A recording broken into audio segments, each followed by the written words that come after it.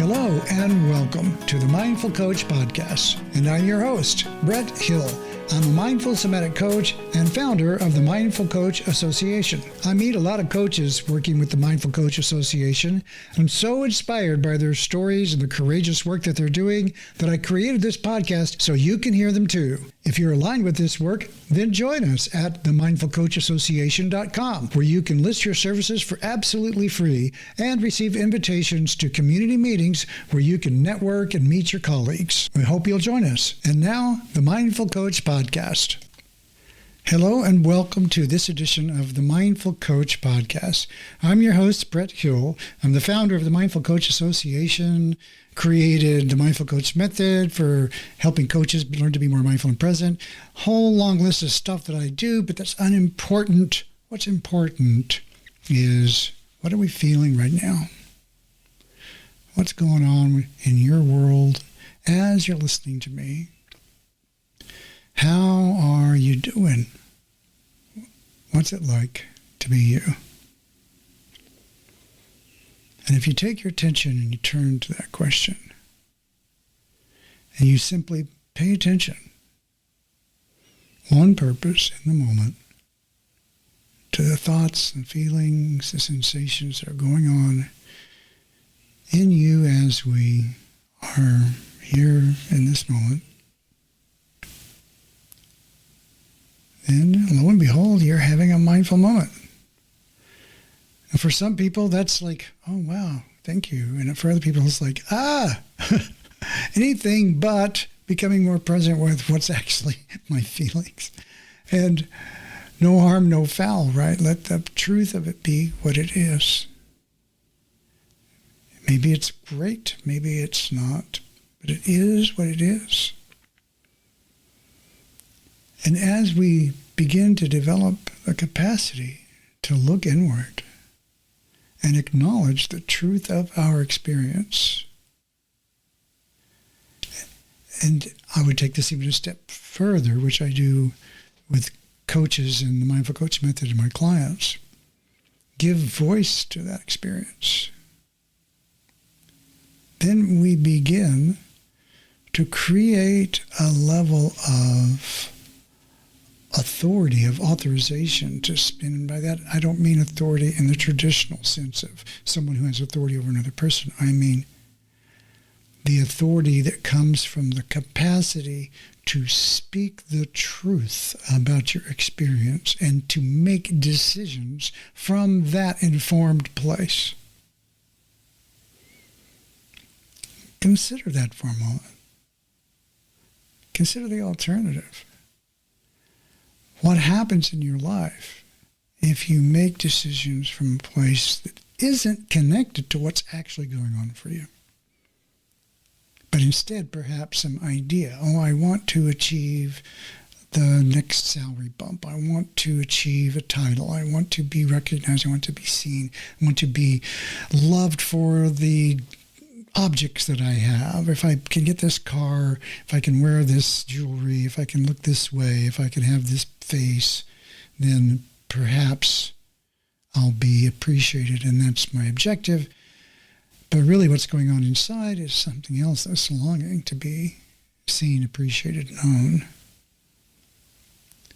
And the striving to achieve those things can create disconnections in us that can be very harmful, not only to ourselves, but to the world. We can wind up taking actions that are harmful to us in pursuit of an idea because we're not connected to our actual in-the-moment experience. Now, maybe that in-the-moment experience is, I don't feel good enough, but underneath that, on the flip side of that is, I want to be more whole. And if you connect to the urge to be more healthy, more whole, and kind of subtract a little bit about your ideas around what that might be, just connect to the intention, to the feeling that within me is a desire not only that, a longing and even the knowing that I deserve to have a healthy, more robust life that I can actually thrive in. And we all have that within us because we are organic beings. We're built within us the capacity to heal ourselves. If you injure your arm, you break your leg, you get a wound of any sort, your body will automatically organize around how to heal that wounded part. And I believe, similarly, our emotional body, and our, think of it this way, some people call it an energy body, but the way that our system delegates the energy that's available to it. So, and one form of energy is attention. So how much energy, I mean literally energy, electrical energy in your brain, where does that get directed to? And we make decisions similarly around our inner woundedness and also around our inner health. And so when we're wounded, the system marshals resources to those wounded places.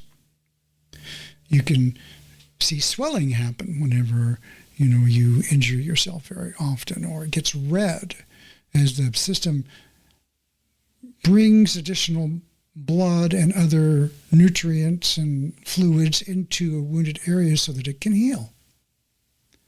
Similarly, when you get emotionally wounded, you will begin to bring energy into, well, what's that about? How's that feel? What can I do? How can I compensate? How can I adjust additional energy into this woundedness? How can I make my world, how can I be in a world where I am now a wounded person?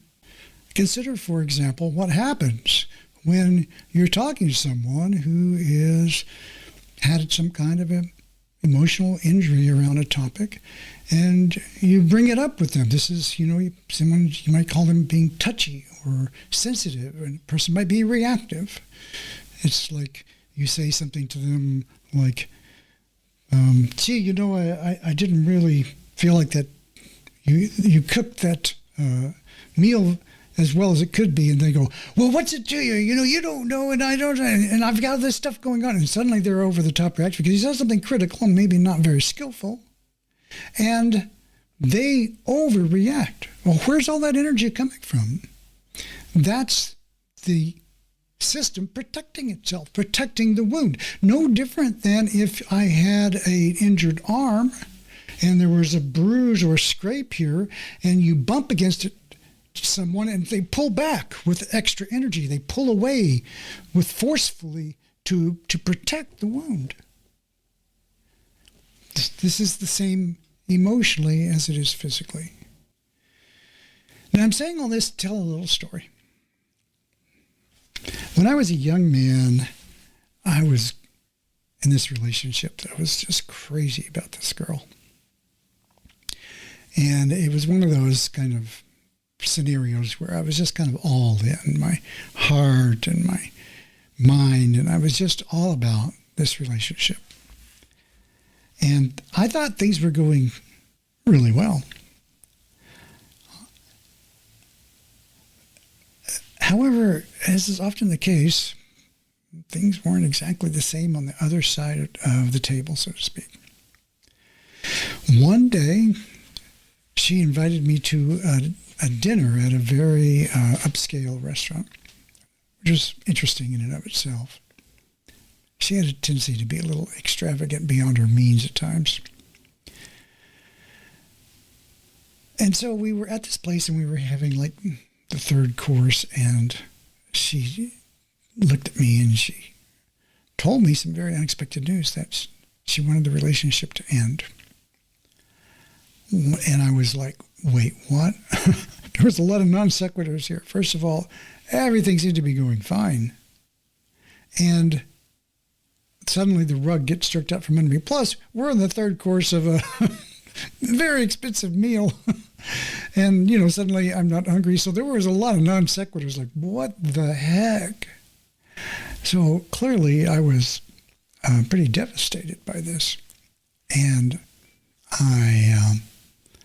we didn't finish the meal. I was pretty upset and could not understand where she was coming from. Did not get it at all. And didn't see it coming. This is literally a blindside. And so the next day, I woke up and I'm just a train wreck. I'm just, I'm sobbing and I'm just can't get over it. My heart is literally broken. In fact, a therapist that I went to later said, shredded. Wow, the shredded heart. Lucky me to bring that metaphor alive. And so, now I was no spring chicken. I was about early 30s, late 20s, and I had been through a broken heart or two before, so I kind of knew the map. But this was, and I had some bad ones, but this was like, what is happening here? I was deep into some kind of, I don't know what to call it, but some kind of a pit of despair that just seemed to have no end. And I lost my job. I was the vice president of a software company, small software company, and we were making banking software. And at that time, I was just so out of it, I couldn't function. I wasn't able to function. And so I was like, literally woke up one morning and said, all right, I need professional help. This is not getting better. What am I going to do? And so I didn't know what to do, but I thought, well, okay, there are people who are trained to help others. And so I looked up therapists in the area, and I happened to live in Boulder, Colorado, which is replete with therapists.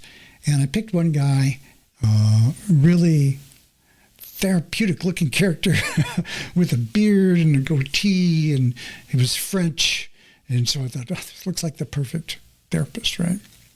So I went to see this guy, and he was very soft-spoken, very present. And I'm talking to him, and we're only about 20 minutes in. And I'm explaining the situation and how devastated I am and going through some emotions and stuff. And as I'm doing this, he says to me, well, did you notice that as you're talking, you're making a fist with your hand? Kind of very gently, but you're making a fist and relaxing it and making a fist and relaxing it. And I was holding that by my stomach as I was talking. Now, I had not noticed that at all. I was just telling him, and I'm going, what does that have to do with what, my intellectual mind? I'm going, wait, what? I don't care about that. I'm thinking, here's what's going on. I need for you to help me. And he says, just hold on for a moment. I want you to just really pay attention to that hand. I was going, oh, okay. And I had been a meditation instructor and had done some other work and body work and things like that. So I was game for a little experiment. And he said, so what do you think your fist is trying to tell you? And he kept, he said fist rather than like your hand, right? And I'm going, well, I don't know. And so I just kind of said, well, turn your senses, turn your feeling into it and just kind of tune in and see if there's a word or a feeling or a sensation that comes up by paying attention to this. Not trying to make anything happen, but just noticing what goes on all by itself when you pay attention to what's happening. So I'm paying attention. I'm trying not to reproduce it mechanically, but actually kind of think about what I was thinking and saying some of the things in my mind that I was saying. And then, yeah, sure enough, there's this fist that wants to happen. And then right behind it, there was like all this, I could feel myself getting angry. I mean, there was anger at like, how, why did you break up this great relationship? But there was bigger than that. And I thought, in fact, it didn't really even seem to have anything to do with it in some ways. And I'm going like, what is that about? It's going, yeah, that's interesting, isn't it? That all this angst about your relationship, all this heartbreak is somehow connected to this anger. Now that right there was a very deep insight that helped me understand that there's something more going on here than just my feelings about this breakup. And it was something that I was not aware of before. There's this energy in it that doesn't really have anything to do with this relationship. It's just kind of tagging along. And it's providing this nuclear fuel that's amplifying the feeling so much. Because behind this anger was a lot of energy. And so we began to explore that, and there was a lot to unpack. Now, this was psychotherapy, so we went into some pretty deep stuff around the way that I was brought up and a lot of the victimization, you could say, I had at the hands of others and my parents. But in a certain way, this was me being victimized by my relationship, and it was bringing up all of this other ways that I had this unexpressed anger about how I was cut off, cut short, denied, put down, and otherwise not allowed to step into what seemed like a rich relationship in this case, or in other cases, not safe to be in the school that you're at, or not safe to be around certain people or families or friends even in some cases.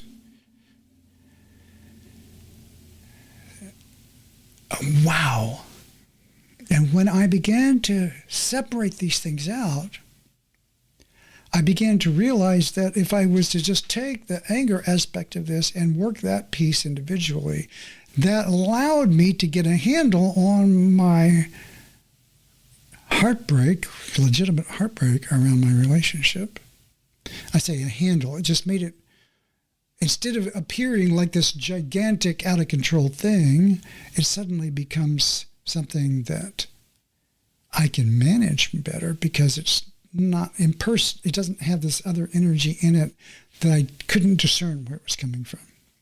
So it's kind of like all this unresolved energy in me, all these unresolved issues had a single mask on, but really there was about 3 or 4 things in there.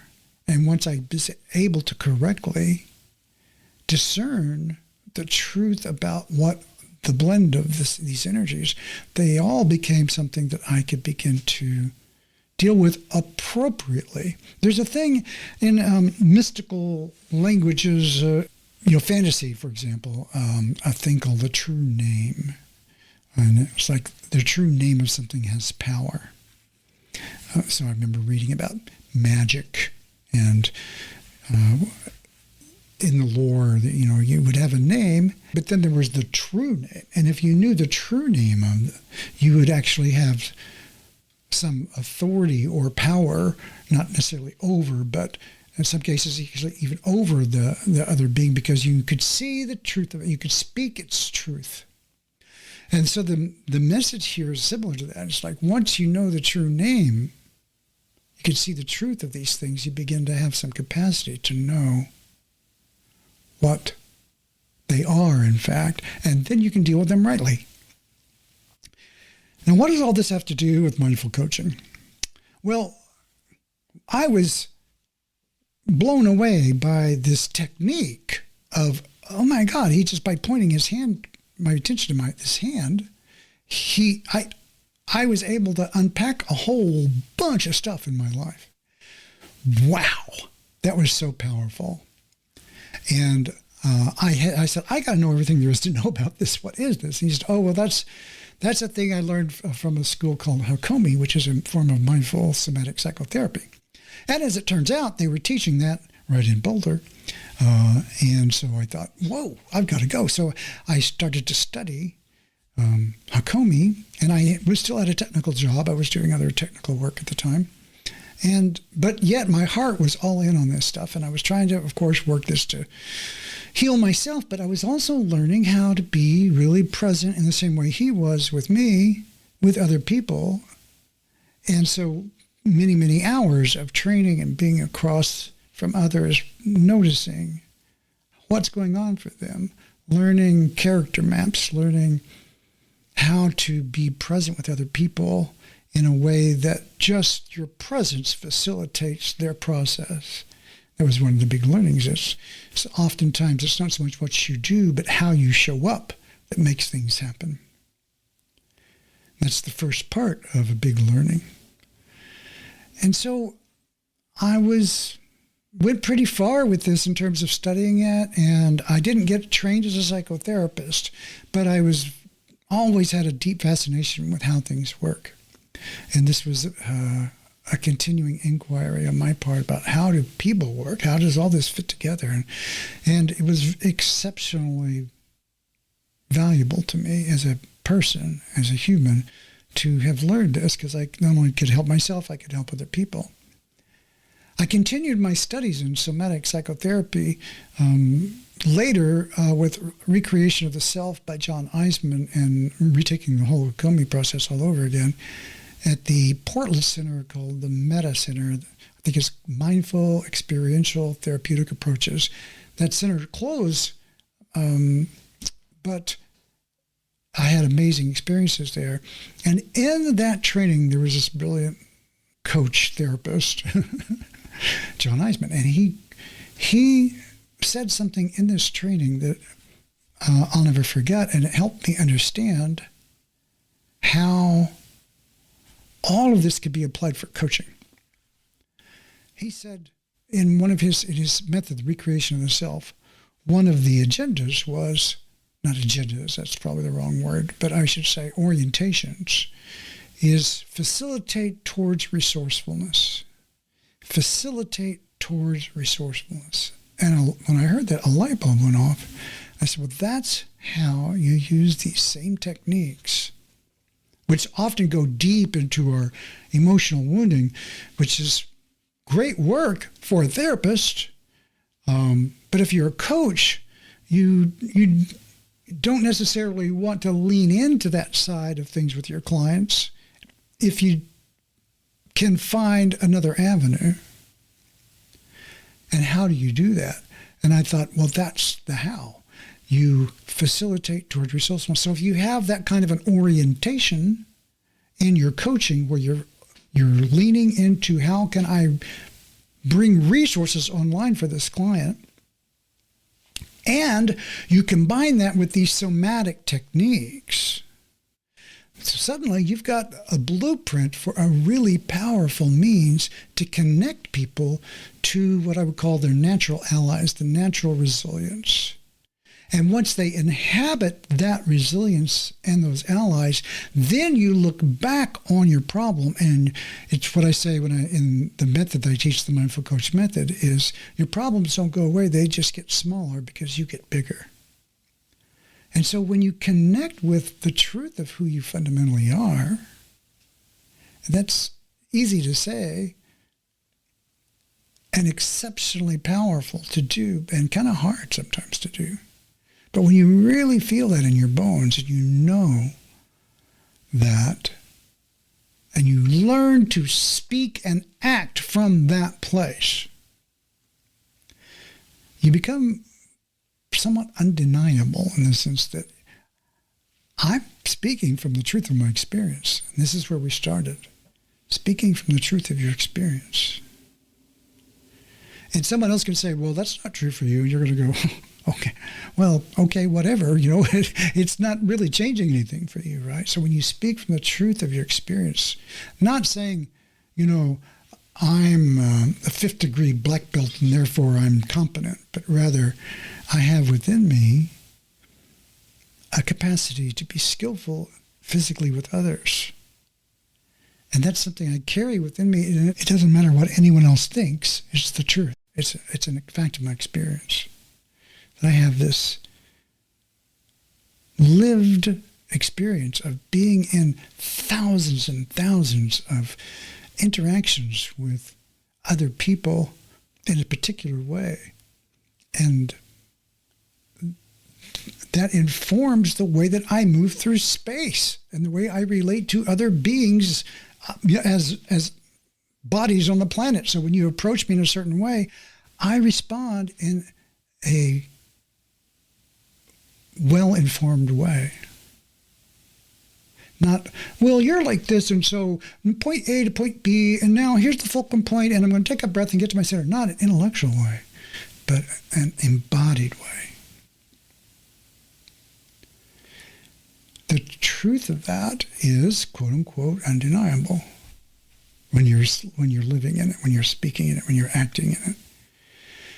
If you can connect to your own heart and soul of who you are in that way, and make decisions about who you are, what you do, and as a coach, what your niche is, and as a person, kind of like what's your secret sauce? What do you bring to the world that's unique?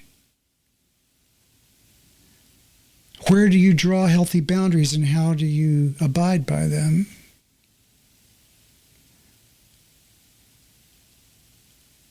How do you engage in difficult conversations? How do you face challenging workplace scenarios? All the things in life that we have to deal with from this more connected place. That is such important work that I created the Mindful Coach Method to help coaches learn to do it. And so the Mindful Coach Method is this: who am I as a coach? Bringing your own mindful presence into your relationship to create trust and rapport with people so that you get the other person, your client, to feel and sense and say yes to the relationship in such a way that they're willing to take chances with you, to go places they haven't gone before. And then to learn to somatically bring into awareness for the client their natural strengths and resiliences and allies. They're going to tell you about it, but you're going to, I'll give you an example. I was doing a webinar, and I was talking about this very thing, and I said, let me have someone talk to me, and this woman spoke up, and she said, so I'm at my parents' house on the beach, and I'm looking out at the window here is just beautiful. And then you could see what she said, just beautiful. She just took a breath and she went, it's just beautiful.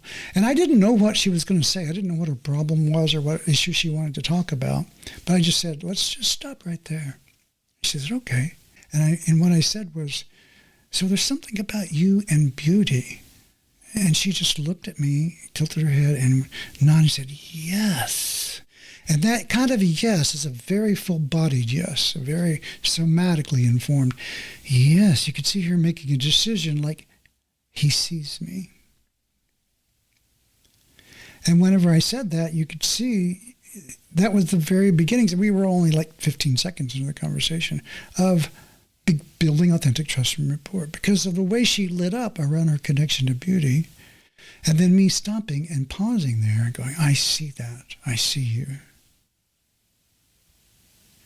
And because I had the training to do that, it created the opportunity for us to connect in that moment in a very luscious, kind of rich space of, I see you, I appreciate beauty too, here we are together doing this work. And everything just got really still and slow right then and there. And then suddenly there wasn't anything else to do.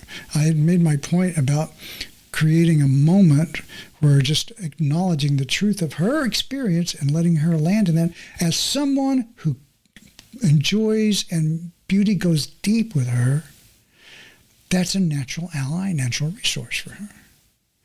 If you were to bring that capacity into your workplace, into whatever you do, you're feeling, I'm someone who connects to all this. I know that about myself. And you're feeling that all the time. Where then do you see beauty? You see it almost everywhere. And so you're constantly in touch with a very natural resource for you that provides for you a great deal of resilience under stress. And that's what we need a lot of these days, resilience under stress, because there's a lot of stress.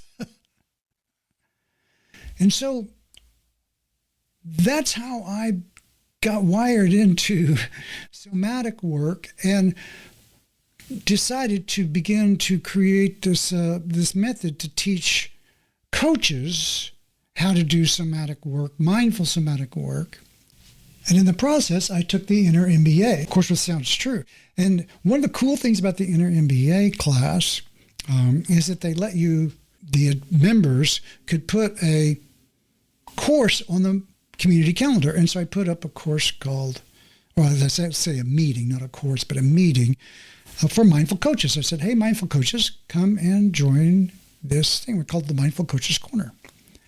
And wow, we had a really good turnout. I was surprised. And so we had, I think I've got about 150, 160 people registered over a period of 6 or 8 months for that meeting. And we had just the best feedback about it. People loved the class, or it wasn't class. They loved the meeting because we would just come and connect and talk about what's it like to be a coach in the world these days, a mindful coach. And after it was over, I just kept them going. And then in one of these sessions, people were talking about the work that they're doing. And I'm just listening to this fabulous work that these coaches are doing. One is a doctor who's working with immigrants. I did Larissa Chapman. I did a podcast with her. And there are many, many others that were so inspiring. And then Alex came on and he started talking about the work that he was doing in the LGBTQ plus community. And I just thought, you know what? People need to find out about this work. People need to know that there is a tremendous amount of amazing work going on by these courageous and brave coaches going out there and doing the hard work of stepping into these communities where people need the help. And that includes executives all the way down to the toughest, most difficult populations you can imagine. And it's so inspiring. I thought, people just have to find out. So that's when I said, I'm going to start the Mindful Coach podcast and the Mindful Coach Association so that we can elevate the voices of these coaches. And if you listen to the other shows and the Mindful Coach podcast, mostly it's about these other coaches and the work that they're doing, because I find it so inspiring, and I hope that you do too, to hear not only their stories, but their mission in life and how they go about connecting to this deeper part of them that wants the world to be a better place, wants to relieve suffering, and is committed to making a difference in a bigger way. And I thought, well, there's nothing more important that I can do than help that along. And so for those reasons, I've got the Mindful Coach Association, the Mindful Coach Podcast, the Mindful Coach Method. And it is my hope that if you're listening to this and you're inspired or aligned with this kind of work, that you'll join the Mindful Coach Association. It's free, absolutely free to join. And you can be invited to meet these people and share your story. Ask for the help that you need. Offer the help that you have. It doesn't cost you a dime. Now, of course, I'm happy to accept contributions to pay for the services that make it all happen and to grow, because we want the organization to grow. And we're doing reasonably well, considering that it's a bootstrapped organization. There's no corporate sponsorship. There's no, this isn't 25 people behind the scenes making it happen. It's just me and some inspired folk who are collaborating and having a great time learning how to support each other in this work. And we need your voice. We need your participation and your presence. so we can hear about the work that you're doing or the work that you'd like to do. So if you're a new coach and you're looking for guidance, you're looking for mentors, this is a great place to be. So check it out, mindfulcoachassociation.com. Sign up there, absolutely free. You will not be pitched on, well, if you only take this, then you can be a mastermind for $10,000. None of that. Now, I do let people know about my class, the Mindful Coach Method, because it's for coaches to help them learn to do the kind of work that I've talked about today. Because I believe passionately that that's the work that needs to happen in this crazy VUCA world, right? Volatile, uncertain, chaotic, ambiguous. So with these kinds of influences in our world, learning to be more mindful and present, learning to be more connected to the truth of who you are, and learning to speak and act from that place is exactly the work that needs to happen to help us as a race, as a species, as a people, as persons create lives where we can thrive, we can have each other's back, we can learn to create organizations that embrace personhood rather than profits or solely profits. And when we do that, the world will be a much better place. Now, a lot of people roll their eyes and go, oh, well, that's just never going to happen because we're so institutionalized in other ways. And it's true, we do have tons of momentum and entrenched ways of being around the way organizations are created. But I'm here to tell you that is changing faster than you may realize. The Great Resignation, COVID did us a favor in a lot of ways, and pardon for those who suffered so greatly. There was another one, which was to cause people to reflect on, what am I doing? What really matters in the world? What am I doing at work? Why am I even doing this work?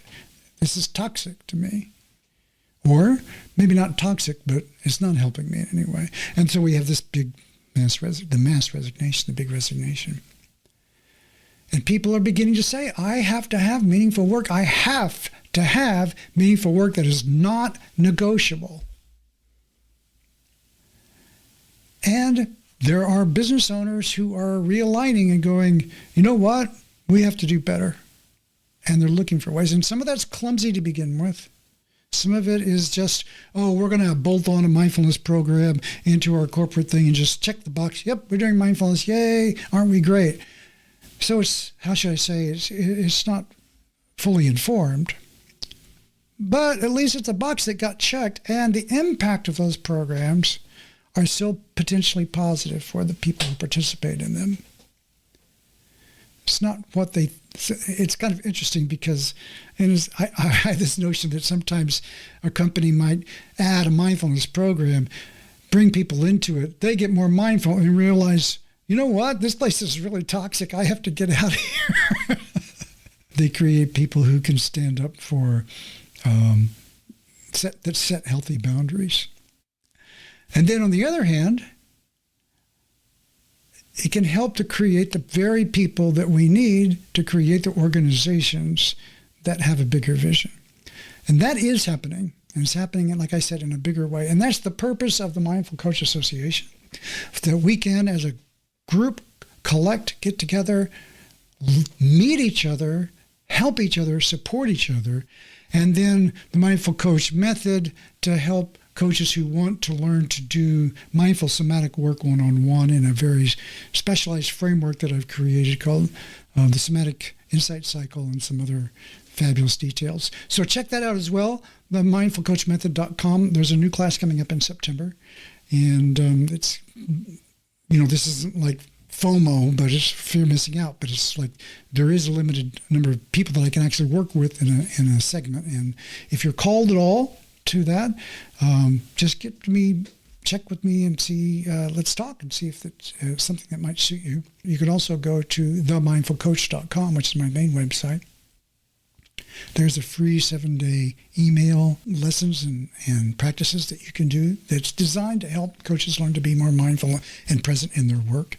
Specifically, if you've already had mindfulness training, that's kind of like, wait, I've already had mindfulness training. Why do I need to be more? And it's because we're talking about mindfulness in the context of being a coach rather than sitting on the cushion.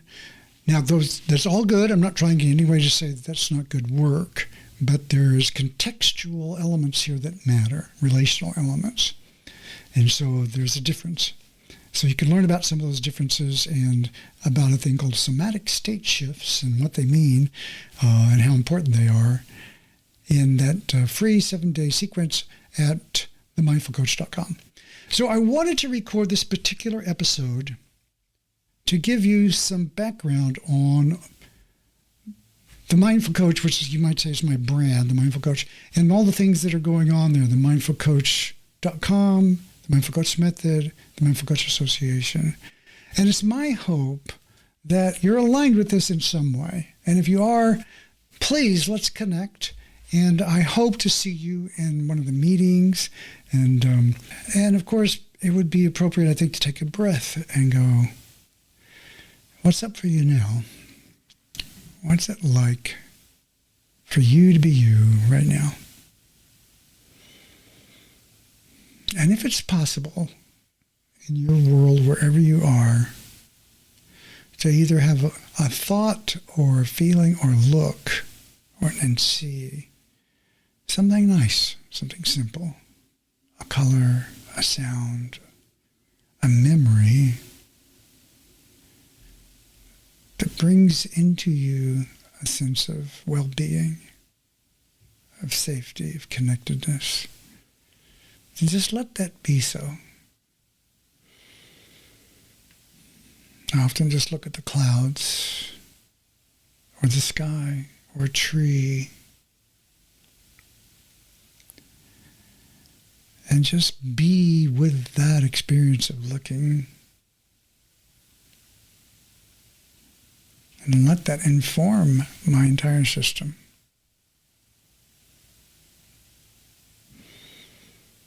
And then take a breath and bring that forward into your very next thing, to your next action, into your next engagement. So that you're bringing with you something other than just a stream of one thought to another, but a connectedness, connected to something deeper. And see if that changes the way you interact, what you say, what you hear, because I believe it will. Blessings to you, and we'll talk soon. Till next week. This is Brett with the Mindful Coach Podcast. Thanks. And that's a wrap for this edition of the Mindful Coach Podcast. We hope you enjoyed this presentation, and if you did, follow us and leave us a review. If you're a coach or helping professional that values mindfulness in your work, browse over to mindfulcoachassociation.com and create a free community profile describing your services so the world can find you. And you'll be invited to exclusive community meetings where you can meet your colleague. I'm your host, Brett Hill, founder of the Mindful Coach Association, coach and coach trainer teaching the Mindful Coach Method. You can find out more about me at themindfulcoach.com. Until next time, stay present.